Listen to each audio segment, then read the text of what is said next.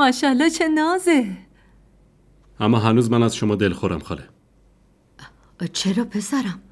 چه اشتباهی کردم که تو از دستم دلخور شدی؟ ناامید شدم به خدا. چیزی که من باید از زبان شما میشنیدم و سلمان بهم گفت. عزیزم دلم نمیخواست اذیتت کنم.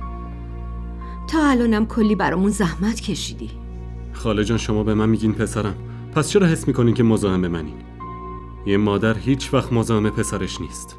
آره سریع وسایلتون رو جمع کنیم بیاین خونه ما.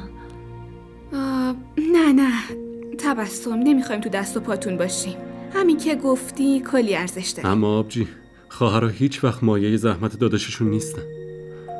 واقعا ازتون ممنونیم که همچین حسی به ما داریم، اما درک کنین نمیتونم بیام. آره پسرم، من کل عمرم تو این خونه بودم، اینجا کلی خاطره دارم.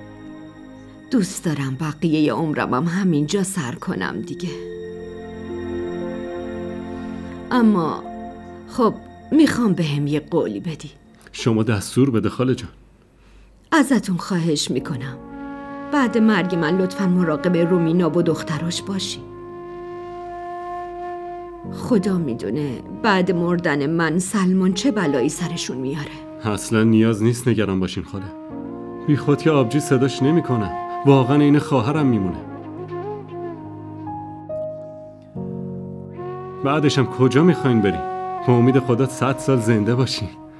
مامانم که همیشه حرف مرگ و میر رو میکشه وسط. نگاش کن چقدر نازه، خیلی نرم و قشنگه. وای چشاشو. لطفاً شیخ صاحب یک کم دیگه بهم وقت بدین تا پولتون رو کامل پس بدم. چقدر وقت بدم آخه؟ تو حیاتتون درخت پول سبز نشده که میخوای منتظر میوه دادنش باشی؟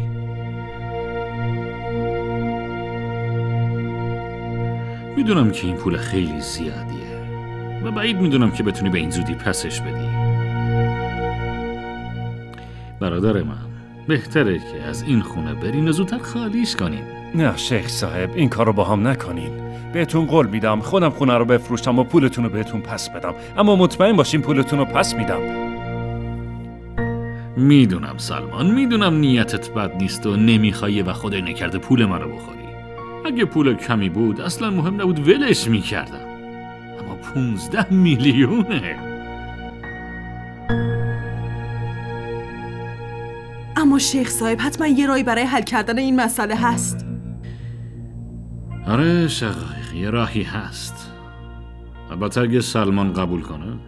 بله چه راهی؟ بگید. اگه دخترتو به عقد من در بیاری اون وقت همه یه پول تمام و کمال بهت میبخشم.